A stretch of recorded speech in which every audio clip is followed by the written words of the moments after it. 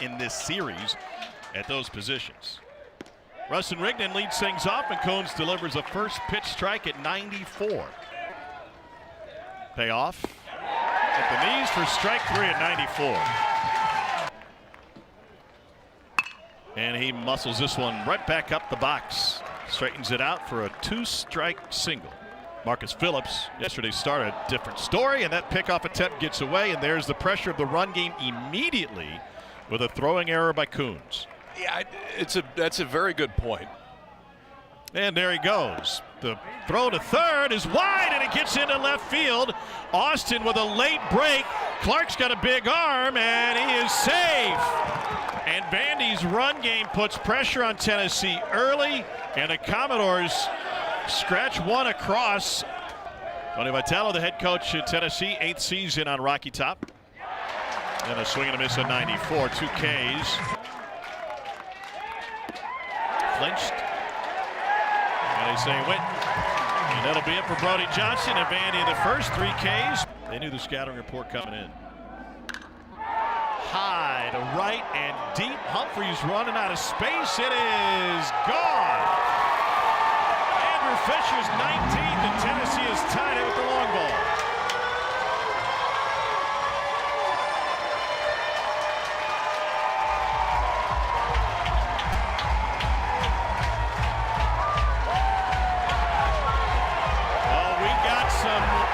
We got some energy in the field today. Colin Barksey was just pushed back by Kevin Sweeney, the home plate umpire. Tony Vitello ended up near home plate, and Tim Corbin is out front of his troops. Didn't think this was going to be boring, huh? It ain't going to be boring today. Tennessee made the decision late last night that they're going to wear black jerseys today instead of what they had previously communicated to Vandy. So Vandy had to rotate back to their Friday night uniforms. No big deal. And in any other weekend, you just chalk it up as someone's making a different fashion choice. But in a rivalry, it might cause somebody to dig their heels in a little. I don't think it was unintentional. 2-time national champion head coach Tim Corbin. And Tony is running hot early. Here's the swing. And now Scott Brown is fired up. The fireworks continue. Fireworks started about right there. In between first and second, Fisher started John right away. Said hello to everybody around the bases. And Barzy came out to say hello himself. That's when it got him going. Both benches, we're told, were just warned. I only saw him point at Tennessee, but Scott Brown, the Vandy pitching coach, certainly not excited about that. He feels their side didn't do anything wrong to get a warning. Ensley is not engaging, and now he will. He has until 8 seconds on the clock to do so. That's off the knob. If we're on a road trip, we'd have to pull over to cool down the radiator right now. 0-2. Bastine's got it. Low throw, dug out by Nelson. Just one side makes things a lot easier. And he finishes off Bargo with the fastball. Half-dozen home runs for Colin Bartsey from Naperville, Illinois. And he sends this one deep to right field. This one's got home run distance off the scoreboard. And Bartsey connects for his 7th. Vandy back in front.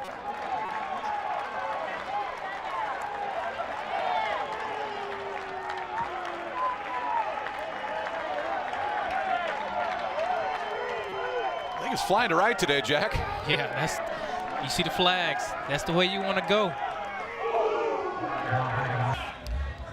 First pitch of that bat, and keeping the hands inside, driving the ball to right field. Strike 3 looking. K number 4 for Coons. He's 5'10" with his crouch. He gets bound about Eddie Goodell size, and he tips that one into the mitten. What's different this year as opposed to last year, and why so much success? Because it's been awesome to watch. Yeah, you know, just being at a consistent school with a great coaching staff, being able to work with our pitching coach week in, week out with Coach Reynolds and Frank Anderson has just been monumental for me in my career. Did either one of you hit against each other in high school? I definitely hit against him. I've probably faced him 3 times. I wasn't the greatest high school hitter, but I think I got on base on either a walk or maybe he hit me with like an off-speed pitch or something.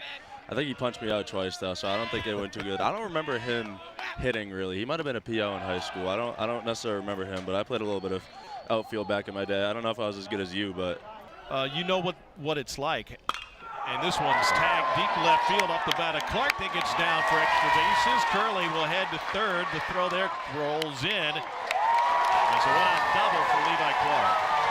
And now fans back into it. Got draft helium. He could be a top 10 pick. And this one's sent to center field. Austin dropped an anchor. Curley looking to tag. Here's the throw. It comes into third. And Tennessee plates a run to tie it at 2. Vandy's already gone to the bench after Jacob Humphrey struck out in the second. He was replaced in right field by David Mendez. The stuff is loud. He was up 99 the other night. That one got by Barcy, and Clark will advance 90 feet. 17 foul balls already for Tennessee in 2 innings. Swing and a miss. Strikeout number 3 for Fennell. And this one sent into right field and gets down in front of Newstrom. And his base running forced a pair of errors in the first inning, and here's another. The failed pickoff attempt, and he'll race to second. They will allow double that at least by the end of the year as Nelson draws a walk. In home runs and RBI, and Johnson is on pace to do that. Double steal, throw to the backside, and he's out. Riley Nelson trying to. About Tennessee throwing backside here too. Oh, he was out to start. There's the follow through, got him after the fact. There was a very awkward slide. It was more like a tumble. So obviously you got Riley Nelson right here. He has a huge lead, which is what you want, but as that backside runner, sometimes you're unsure whether the guy is really going to take off or not, or if he's going to stay. RJ is going to keep going, but if you don't get the best of jump, you might want to just stay where you are. That one just missed. And it's lined into right field. Mendez over to get it. Ensley will be stopped at third, to your point.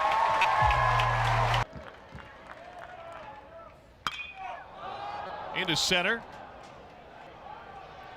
R.J. Austin. That stiff breeze out to right field takes care of it. Yeah, I mean, it's awesome. It's awesome to just go out there and compete for the guy next to you, especially when there's, you know, some loud fans and all that stuff. And you're maybe a Red Sox fan growing up? For sure, yeah. Who was your guy? Ooh. You don't have to say Jackie just because. Hey, only one right Jackie, answer. you're my guy. Yeah. Hey, funny story. You played for the Sea Dogs. Yes. Forget what year. 2012. Okay, so it had to have been that year. I was down the first base line, and you hit a chopper foul right to me, and I caught it, and it's in my room. No way. Yes, I have the ball in my room. And we got Krenzel on the mound. He hasn't thrown a ton lately. Oh my gosh, right back up the middle. Krenzel gets to his feet. Sharply up the middle again. And sliding stop made at second and a force. What a play by Dean Curley. See Connor Fennell come out, just 3 innings. Pitch count was high. They can go about anywhere they want. First pitch under the glove of Nelson at first base. Oh, he gets drilled. And the numbers go up pretty significantly. Swing and a miss. And a dribbler back to the mound. Handles it himself.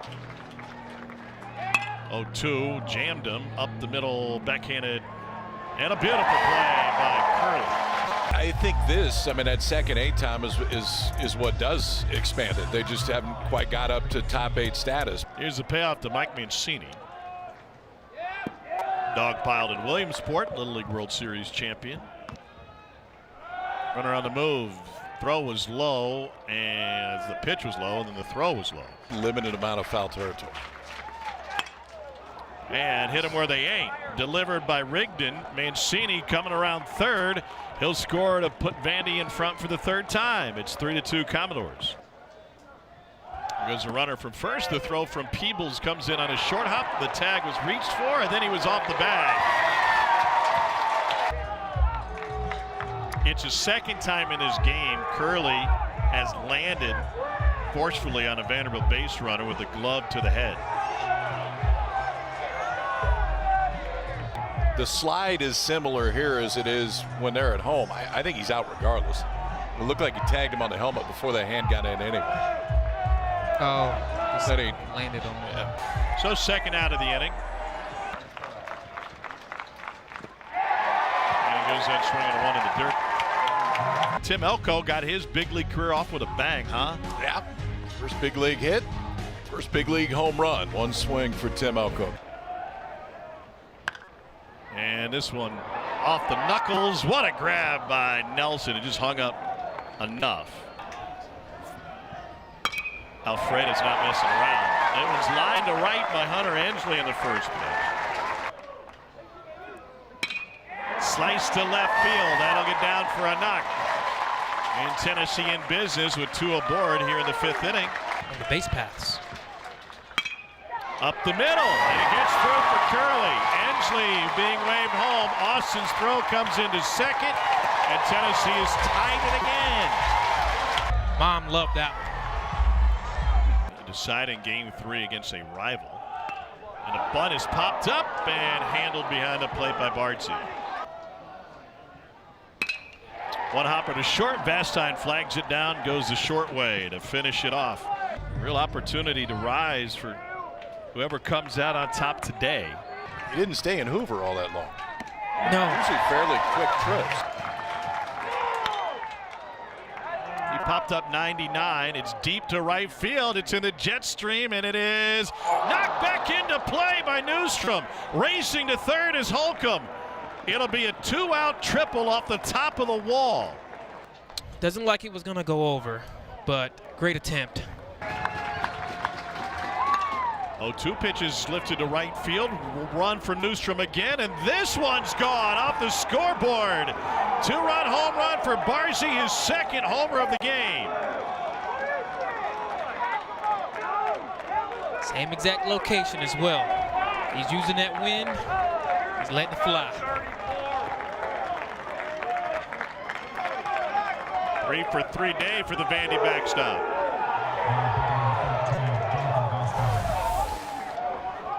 He said, you throw it in there, 98. I'm hitting it back out, 98. First multi-home run game of his career. We've got a weather delay with thunderstorms in the area around East Tennessee. And Vastine lifts it to left field. Levi Clark chasing it back. That's onto the deck. Back-to-back home runs separated by a mere 2-hour rain delay, and Vandy extends its lead.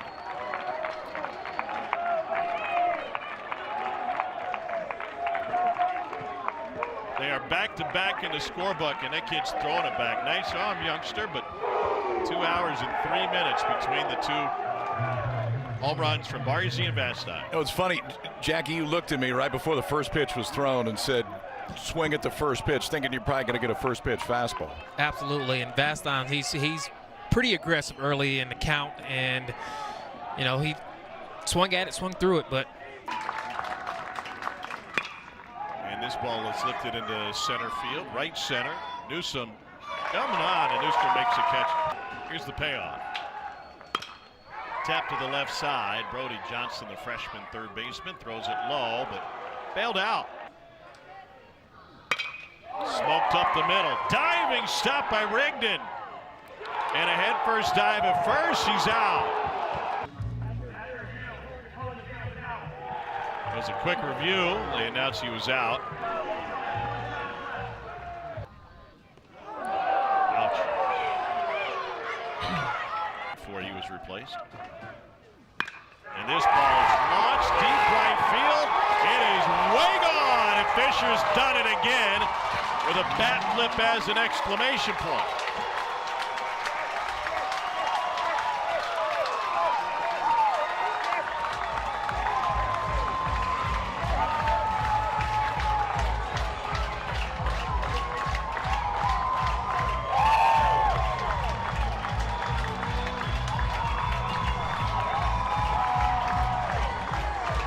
Home run of the year for Fisher. Tell you what, Andrew Fisher definitely has a flair for the dramatic.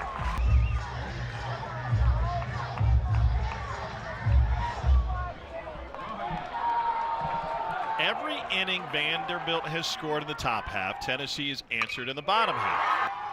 2-2. And just barely missed.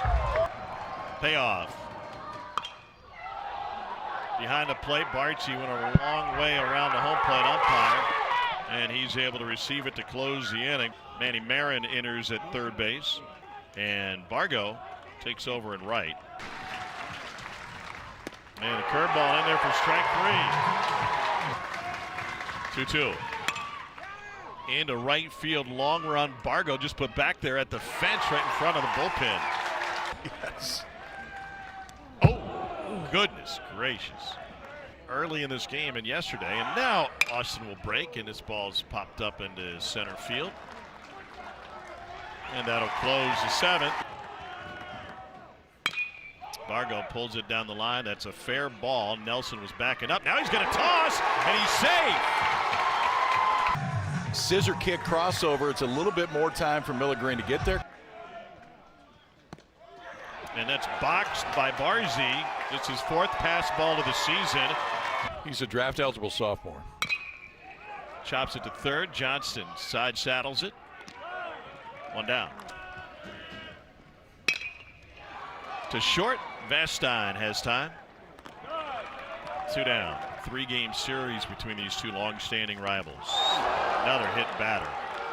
Drove in a run with a sac fly early this game, and he sends this one high and deep to left field. Holcomb has space and hauls it in.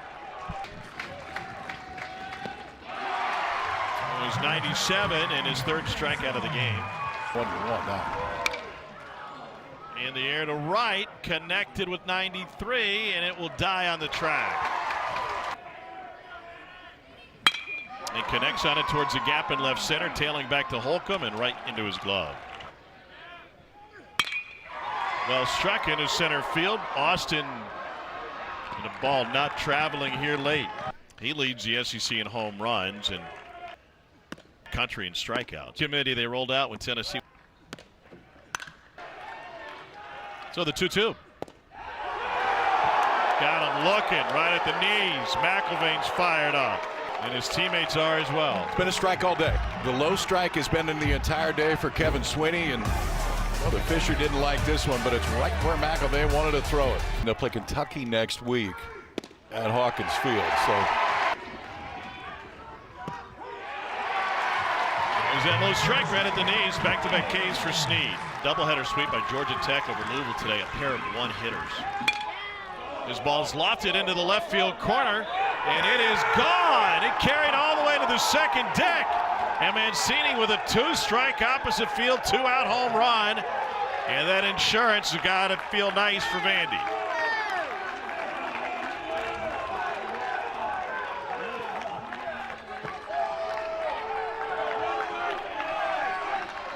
the opposite field power that we've seen today from Vanderbilt. You would almost think that the wind is blowing out the left the way these balls are going out. Great contact. It's the second home run of the season for Mancini, his first against SEC pitch. 4 home runs today for the Vandy boys. Shallow center, Ensley has it. Well, he could be a difference maker in the postseason, but this one is lined to right field, and Tennessee will bring the tying run to the plate. 29-1 in the season when hitting 2 home runs or more. A little dumper to shallow left, and that's handled by Johnson on the outfield grass. 1 down. Curveball to get strike 1 and a slider to follow it. To the left side, Bassine can't reach it. Tennessee stays in business. Here's the payoff. And he drives it to center field. Austin drifts back, still on the run. At the fence, he makes the catch. 2 down in the 9th. I don't like that the guys didn't tag up there. That's one of those ones where RJ's getting back, and he looks like he's getting back there pretty easy. The 3-1. Inside, ball 4, and the bases are loaded. Sawyer Hawks is ready to go. The trust factor was high in McIlvain yesterday. I'm surprised they're not going to Hawks. Would think it's the same thing right here, elevated up and out of the zone. It was, and it's over. McIlvain strikes out Peebles with the bases loaded. Vandy waits out a 2-hour rain delay, and they take 2 out of 3 from Tennessee. It was an emotional series in Game 3, and it continues as spills out in the field as Vandy's shaking hands, and we got to get guys separated. Abernathy was the first one in there. There are a lot of words exchanged, but seemingly nothing else.